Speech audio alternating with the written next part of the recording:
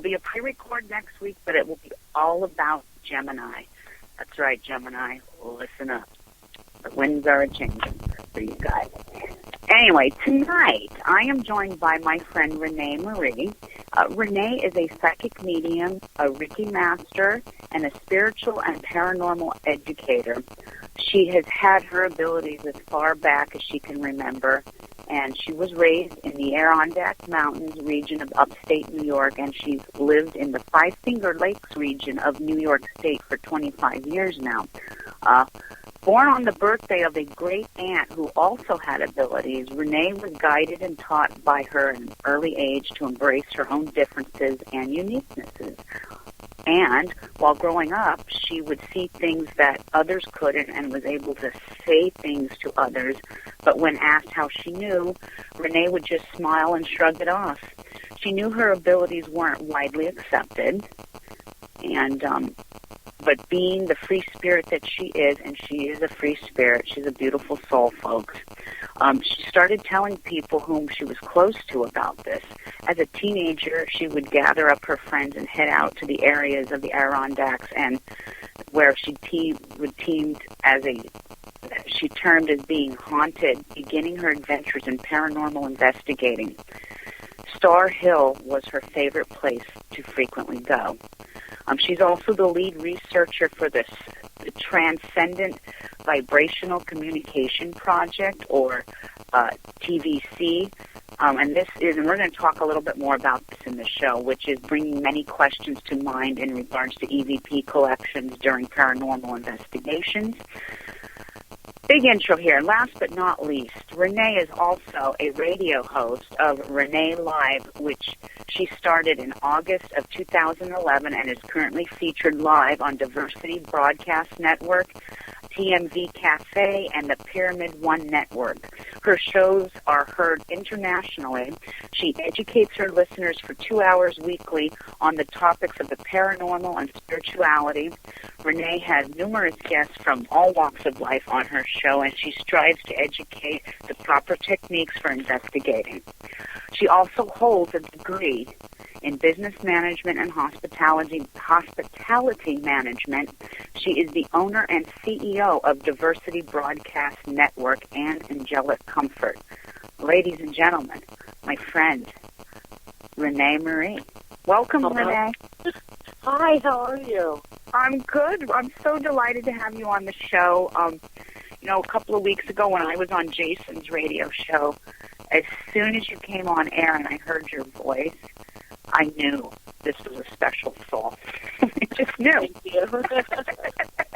My intuition kicked in right then and there. This is a special soul I'm dealing with.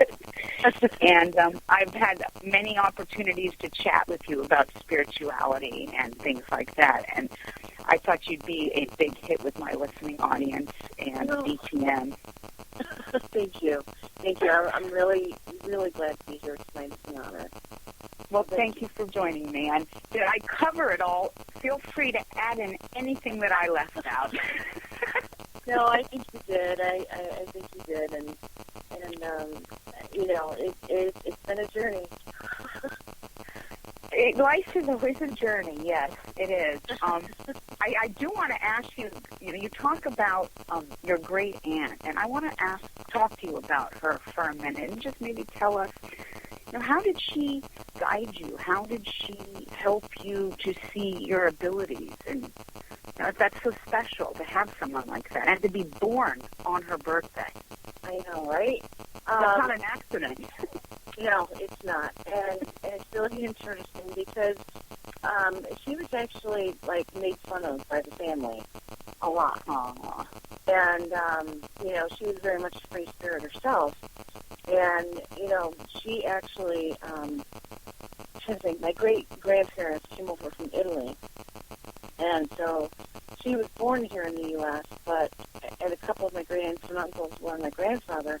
But, my one other aunt was left there until she was 16, until she got the money to come over to the U.S. on her own.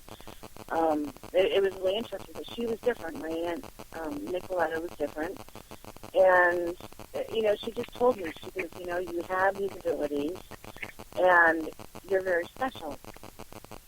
And she said, you work with it, work with it, work with it, work with it. She said, but don't pull it all out yet because it's not accepted. She said, you see what I go through. And she, she just guided me. She just guided me on several different things. But she always said to also be myself because I am special and different than most people. And that I needed to, be able to still try to be myself, which was hard. How do you be yourself when you have to hide behind the mask because you are different from people? True. And it's hard. It was very hard. But, it was when I got along with everybody and, throughout school, and I wasn't what you would call popular. I just got along with everybody. I'm not one who likes conflict or anything like that, and, I always tended to be a mediator. And, so she just taught me to be myself, to utilize my gifts. If I got scared with anything or I had any questions, she's always there to answer, whether she was up in Utica or whether she was in California or Florida, wherever, she was living at the time. She always made it a point to, let me know. I mean, she was into a lot more than I was as far as, she practiced like, the Santeria and everything. I don't. But she really did, she was into all of that. Wow, so she dabbled in the Santeria part of it, huh? Yes, she did. I know a lot of people. Not as like the negative part of it, but like for helping others. Right. No, you know what? In the town I'm in is predominantly Latino, and I know a lot of people that practice the Santeria part, and not the negative part of it, because like I always explain to people, even in witchcraft, there's negative. There's negative in voodoo. Exactly. All aspects of that you can turn negative. Just by thinking bad thoughts while you're doing it can be negative. So, a lot of people have that understanding of the metaphysical like we do.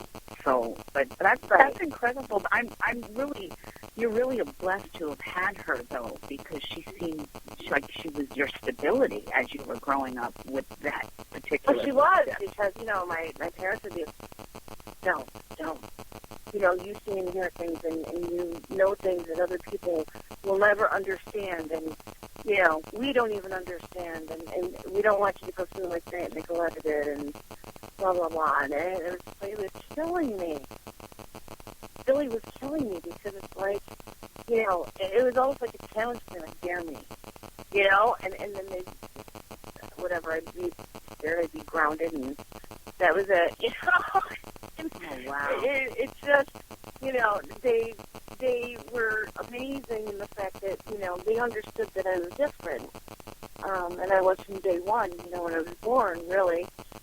They knew then, but it was interesting that, they would always threaten, don't say anything, they're going to think you're weird, they're going to think you're crazy, don't do it, they're going to laugh at you, and it was hard. It was hard being somebody who I wasn't, right. And trying to fit in with the social norm because everybody was afraid that, because I was different.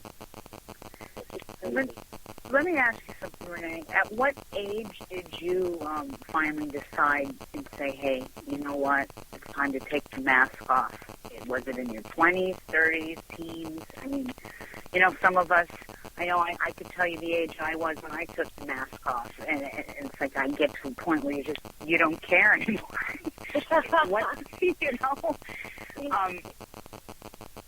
Go ahead, I'm sorry.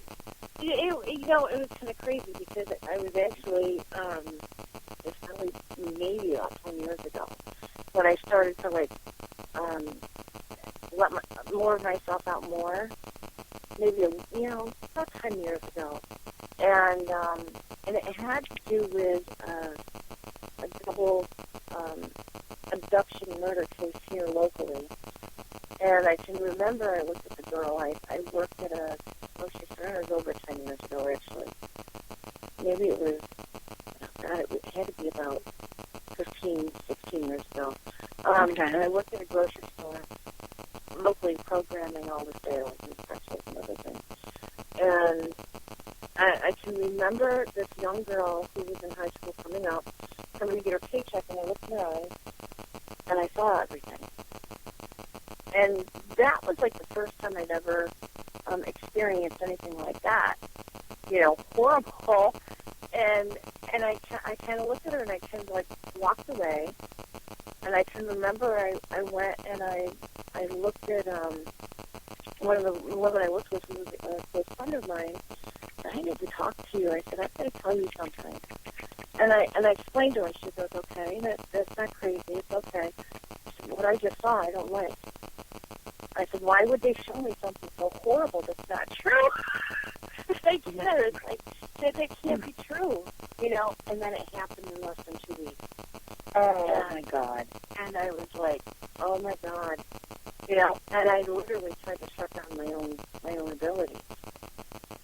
I really seriously did, because I was, like, devastated to think that, okay, you saw this, you didn't believe it, and you didn't do anything to help them. You know? And it took me a while. It took me probably close to 10 years to say, okay, so this was the next level of, you know, what you're capable of seeing and doing.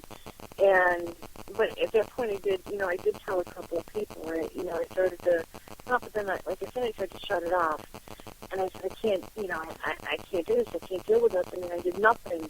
So I was like beating myself up. And then one day, you know, I was just sitting here probably about 8 years ago, and I said, you know, you can't stop this anymore. You can't prevent this from happening. You know, and my aunt wasn't around, and I really wasn't connected with anybody at that time in the soul family that could even, you know, help me through that part. But I was like, that's when I was like, it's a realization of you can't help everybody. Sometimes some of the things that you're shown are meant to just show you so that you're there to help afterwards. You know, because some of you just cannot stop fate or destiny. And you know, and it was hard. So probably about 8 years ago is really when I started to come out more publicly. And then, of course, more so. I'm not one to really put myself way out there, you know. I don't. I just don't feel there's a need for that, you know, because I'm not in it to show off. I'm not in it to help people, you know. And that's what's important to me. So, I mean, when I totally rolled back, I thought my mother was going to have a heart attack. Oh, my God, what are you doing? You know, and I said, I'm not happy. I am not happy being me. I'm not happy with, you know, much of my life. This is not who I am. This is not who I want to be. Why should I go through life, you know, being unhappy and not being who I am and not being with the people that I really want to be with and finding people who are like me and, you know, to live by other people's standards. It's crazy. I'm not happy. You know, and there it was. Wow. Yeah, many years. Now, let me ask you, just out of curiosity, do you ever feel your aunt's presence? Oh, all the time. She still guides me, you know. That's what I thought. I knew the answer, but I had to ask. Yeah, she still guides me. She's here right now. She still guides me. Yep. Okay, I have a question coming in, Renee, from, it says, this is from Steve in the chat room. Thank you, Steve. It says, what's been your guest's most challenging part of being a psychic medium? The most challenging part. Hello, Steve. I guess the hardest part is when I do see those difficult things. I work with a private investigator, and he's here locally, and I help him I volunteer my time with missing person cases and stuff. And, wow.